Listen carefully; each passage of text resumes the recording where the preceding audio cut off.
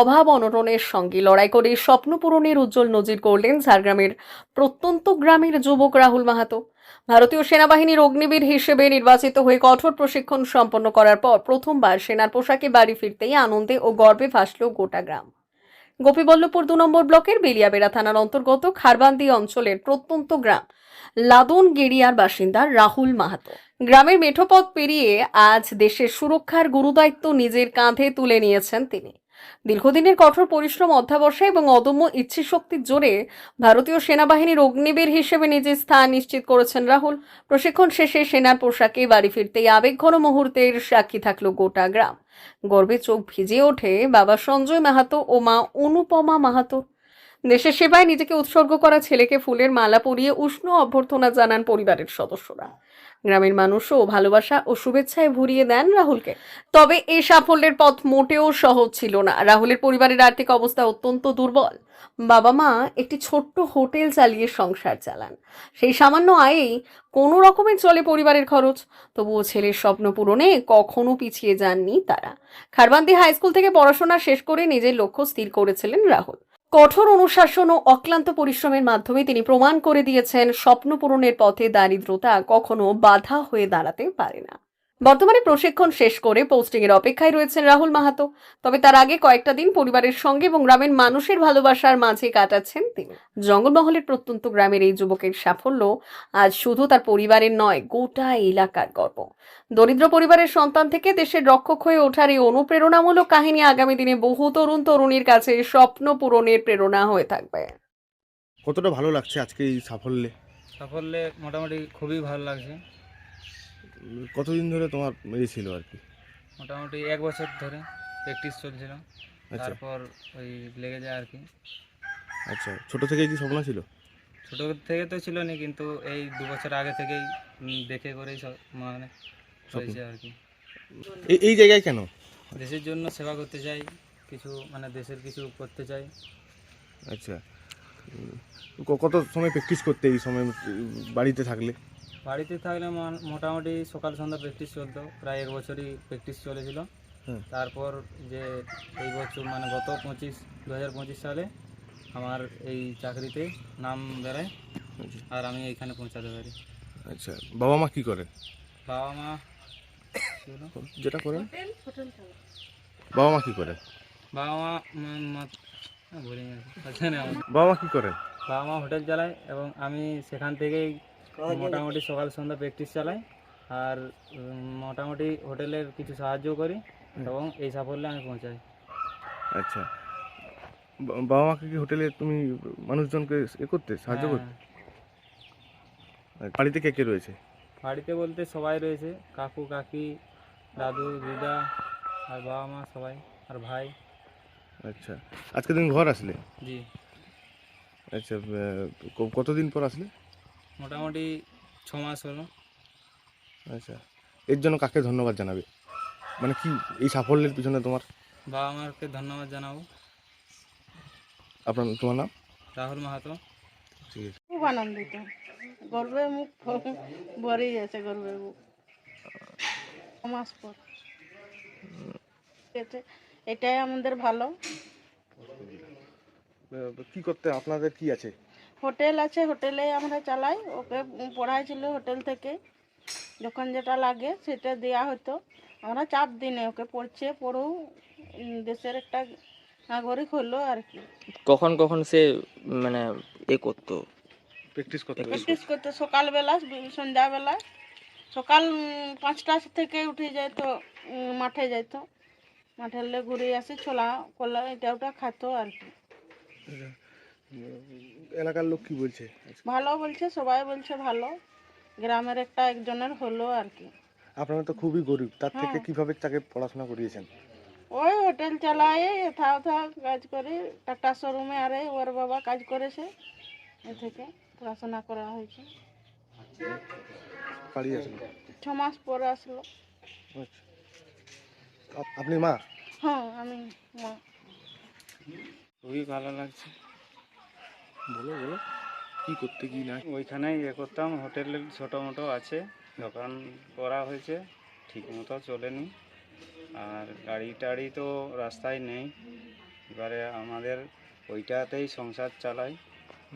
আর ছেলে স্বপ্ন দেখতো, ছেলেতে মানে ইয়ে করার জন্য অনেক চেষ্টা করেছে, ওকে সময় দিত, সকাল সন্ধ্যা করে প্র্যাকটিস চালাতো। এরপরে নিজের ইয়েতেই ও সাফল্য অর্জন করে। তাকে কি এইদিকে মানে সাপোর্ট করতেন আপনারা সবাই? আমরা সব সময় ও যেটা চাইতো সেটাই আমরা সহযোগিতা করতাম সব সময়।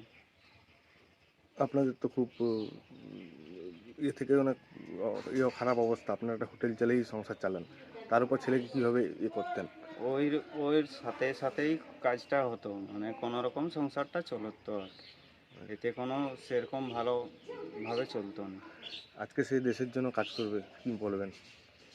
দেশের জন্য যেটা মানুষের স্বপ্ন থাকে যে আমি দেশ সেবায় নিয়োগ করব, আর দেশকে মানুষ ভালোবাসে, নিজের সবসময় ইয়ে করে যে আমি দেশের জন্য কিছু করি। আচ্ছা, কতদিন পর বাড়ি ফিরলো? এই 6 মাস হয়েছে। আচ্ছা, ছেলেকে দেখে এলাকার মানুষ কি বলছে? সবাই আনন্দ, এখন সবাই বলছে যে না, ছেলে একটা গেছে বাইরে, একটা দেশ সেবায় ভালো কাজে গেছে, তার সম্মান আছে, যেখানে সে নিজের পায়ে দাঁড়াতে পারবে।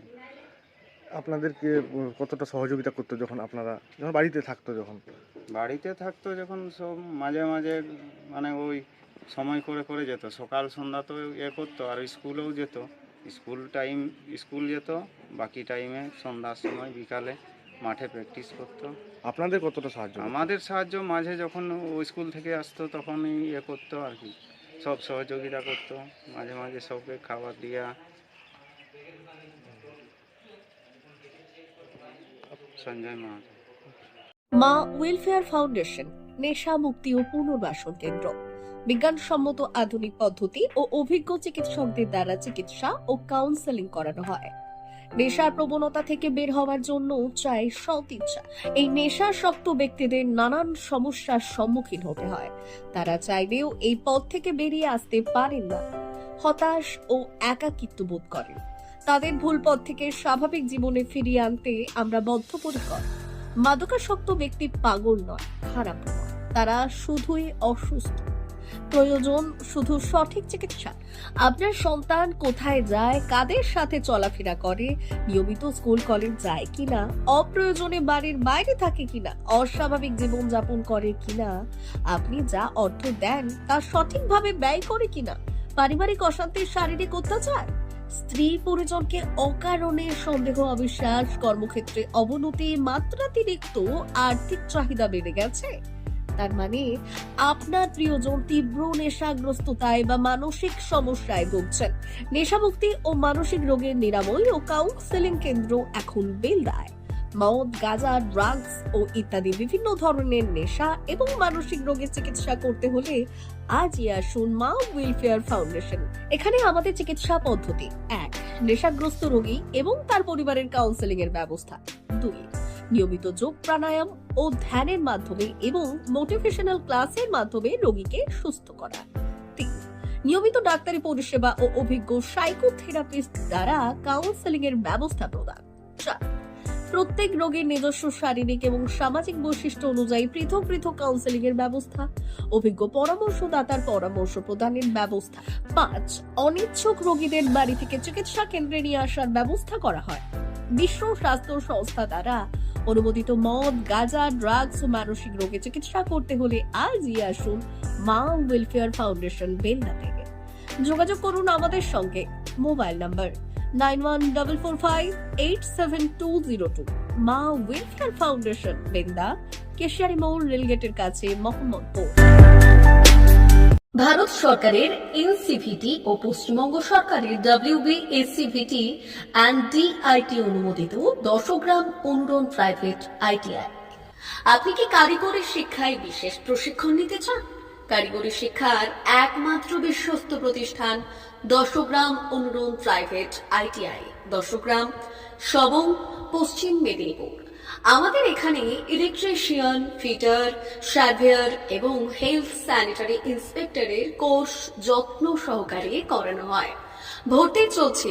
ভর্তি হতে আজই আসুন আমাদের দশগ্রাম অনুরণ আইটিআইতে। মাত্র 2 বছরে ইলেকট্রিশিয়ান, ফিটার, সার্ভিয়ার এবং 1 বছরে হেলথ স্যানিটারি ইন্সপেক্টর কোর্স করানো হয়। এখানে প্রশিক্ষণ শেষে পেয়ে যাবেন 100% জব গ্যারান্টি। আমাদের আইটিআই এর বিশেষত্বগুলি হলো স্বল্প ভর্তি ফিস, উন্নত প্রযুক্তিযুক্ত ল্যাব ও অভিজ্ঞ অধ্যাপক মণ্ডলী দ্বারা থিওরি ও প্র্যাকটিক্যাল ক্লাসের সুবিধে, প্রশিক্ষণের জন্য বিশেষ ল্যাব ও ওয়ার্কশপ, এসটি, এসসি, ওবিসি এবং সংখ্যালঘু ছাত্রছাত্রীদের জন্য পশ্চিমবঙ্গ সরকারের স্কলারশিপের ব্যবস্থা। সার্ভেয়ার কোর্সের সাথে অটোকেট করানো হয়। অত্যাধুনিক শীততাপ নিয়ন্ত্রিত কম্পিউটার ল্যাব ও প্রজেক্টরের মাধ্যমে ক্লাসের সুবিধে। তবে আর দেরি কেন? আজই ভর্তি হতে চলে আসুন দশগ্রাম অনুরণ প্রাইভেট আইটিআইতে। আমাদের ঠিকানা দশগ্রাম, সবং, পশ্চিম মেদিনীপুর। যোগাযোগ নম্বর 9547221516 অথবা 9832728877।